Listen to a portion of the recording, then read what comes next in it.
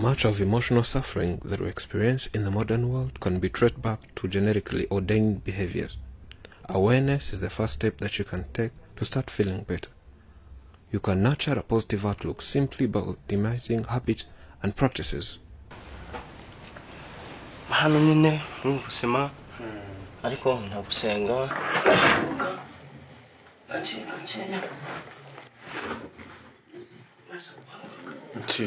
No matter who you are, pain is part of life that you will encounter at some point or another. We all struggle through hard times at different moments in our lives. Dealing with misfortune is inevitable.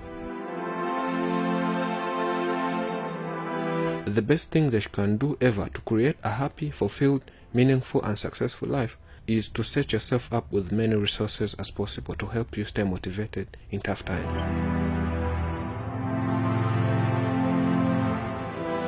Your ability to deal with pain is going to play a big role in your life, so it's best to build up as many resources for overcoming tragedy as possible. muri sabone nkabura uko migenza ariko none ko noneho kirakemutse kintu rero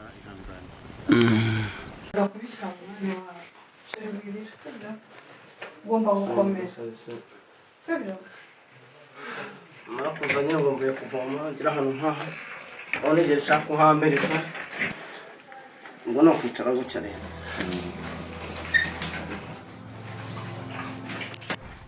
He lived his normal life as usual, but one day, things changed. As he climbed in a tree, he fell down. Oh, he broke both the back and all his 2 legs. The worst thing was that he's an orphan. No parents, no friends, no besties.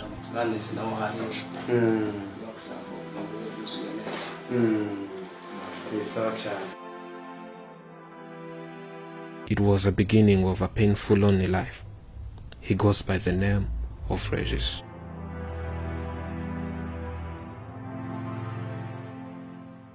He had no one to take care of him.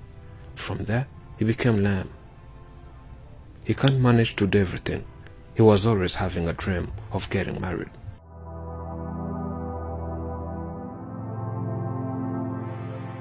From then, he realized dreams are just dreams. He lost hope.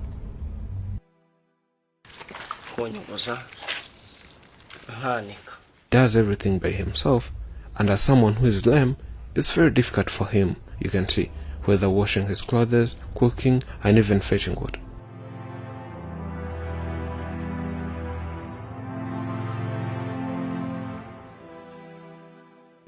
I'm happy that you're here.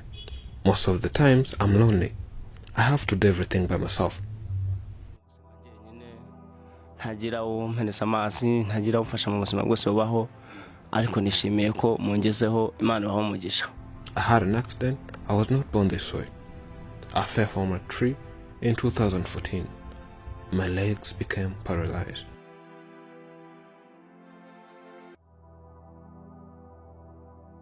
I went to the hospital. They gave me first aid, then transferred me to another hospital. But I could not afford the medical bill due to lack of enough money. So I was not given treatment. As you see, I'm an orphan. No parent, no sibling, no bestie.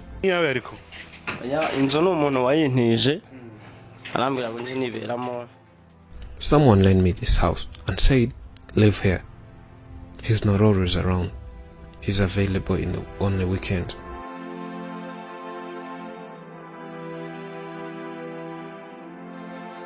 So I said I should get a wife so that she'll help me every time. I met that girl from the hospital.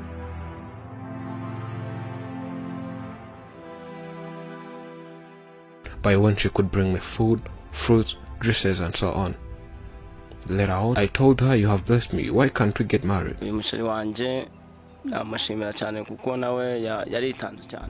Since knowing her, we met at the hospital and she always cared for me enough. For whether eating and everything.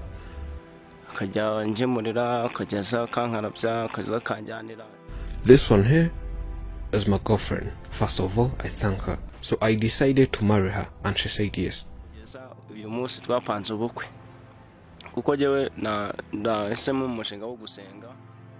And we have a dream of having a wedding. We don't know how it will be.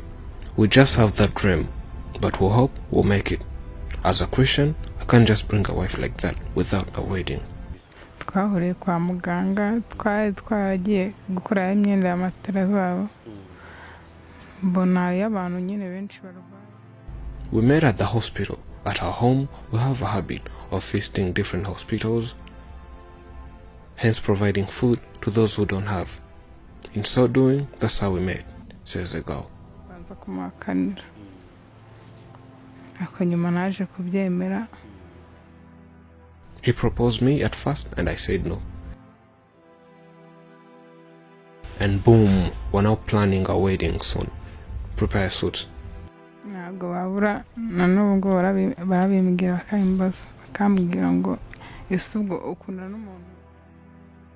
Up to now, I still face people teasing me around and saying, how dare you fall in love with a paralyzed person? What will you achieve with someone who can't even stand? But I went against all odds. Love first.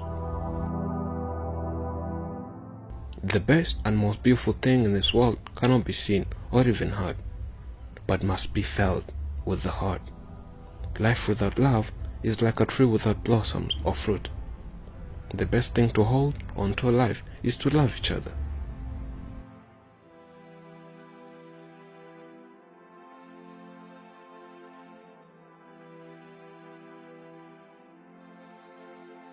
Regis says, we can try and do what we can. I plan learning other activities that I can manage to make a living while seated, whether weaving, shoe repairing, and other activities. And my fiancée is a tailor. She can tell you more. Yes, I'm a tailor, but I'm not self-employed, which means I'm working for other people. It will be better if I get my own sewing machine. It can be more productive, says the girl.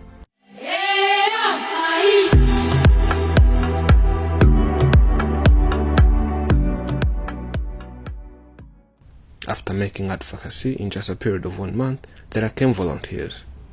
They also want to lend a hand. They wished visiting the injured guy and offer some help. So off we go.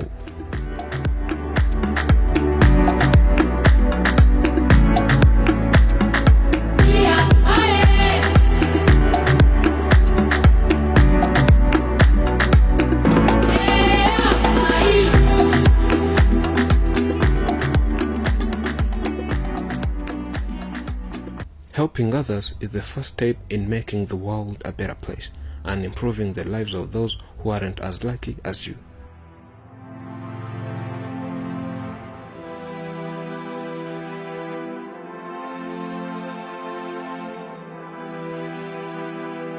It might be assisting your friends and family while expecting nothing in return, or extending help to a complete stranger on the other side of the world.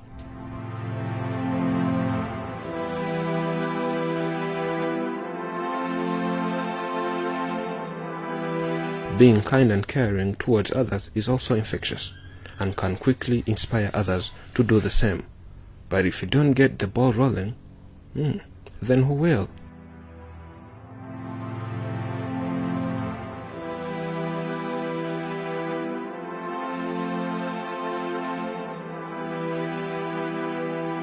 We are like a family. We felt sympathy. We usually help within ourselves. We plan doing charity events and spread love to others. We thought of helping Regis as he's experiencing a difficult life.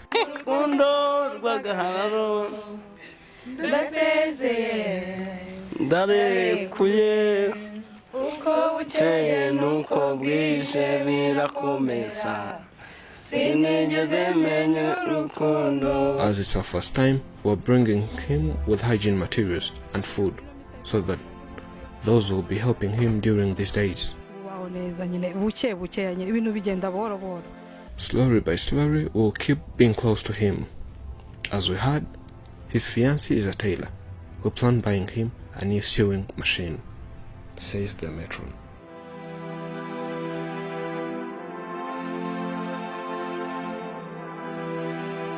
And boom, tears of joy. Everyone is crying because of happiness.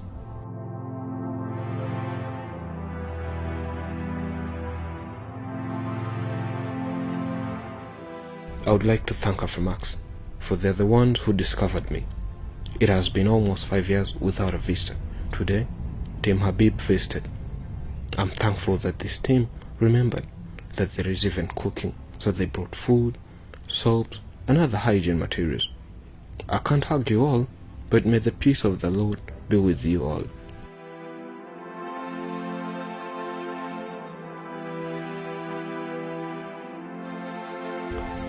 We are very happy and thankful to these brothers and sisters, and may God bless them. wivuze ukire numva ndanezerewe cyane ndangije ngombwa ko mfata transfer njya kuri Faisal ngira mvugana na dogiteri. A person from US said, let's help you to get medicine first. So he gave me money and I went to the hospital, talked to the doctor, he scanned me and gave me an appointment. They operated me so that I will again walk upright. So words can't explain how happy I am. Ngende n'amaguru mpagaze. Numva rero ni ibintu byanje byarenze. Doctors will again examine me and tell me whether I'll operate here or else go to India for advanced treatment. Ariko byose ndashima Imana. Ubu rero no kubanga usema promo bonanza. And people from different places have kept sending money ever since you visited. Life hasn't been the same. It has completely changed. Hanze mbonye numva ni ikintu cyashimishe cyane.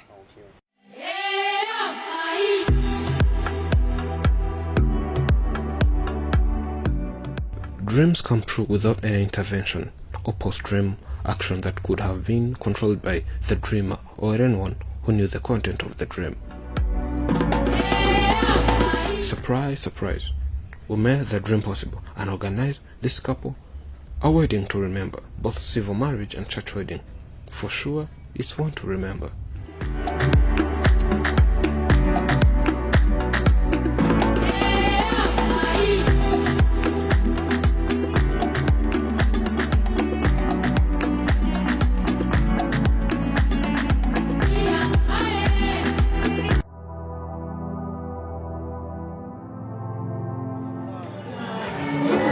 Muze gahoro mu musanga.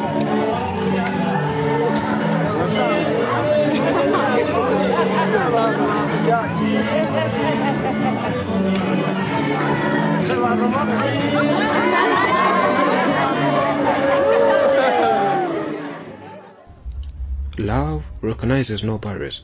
It jumps hurdles, leaps fences, penetrates walls to arrive to its final destination.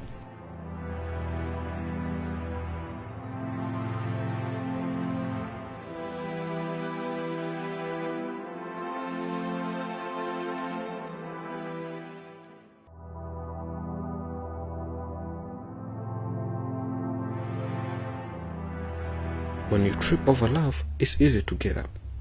But when you fall in love, it's impossible to stand again.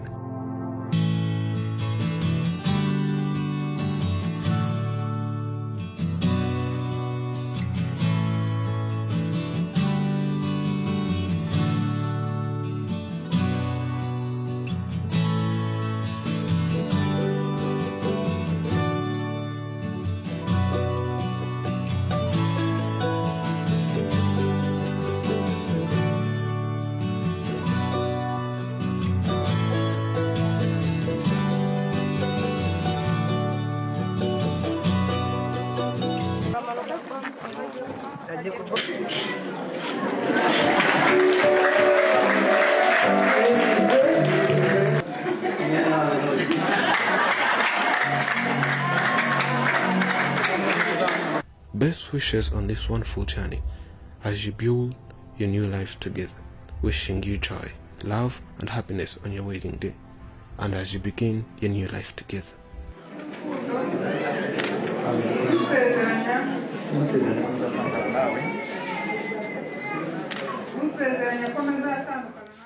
We move from grace to grace, from primordial, from which we spring up towards the immortal reality. We move from nature's will to God's will. We move.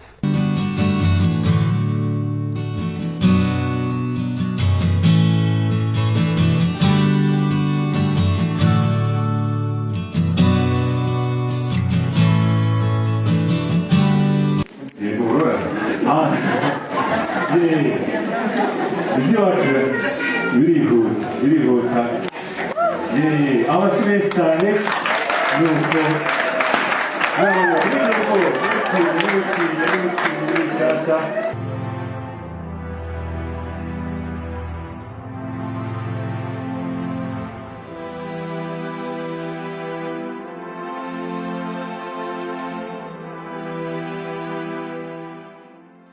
This is Afromax English, and I'm Elijah. Thank you for watching. Remember to subscribe.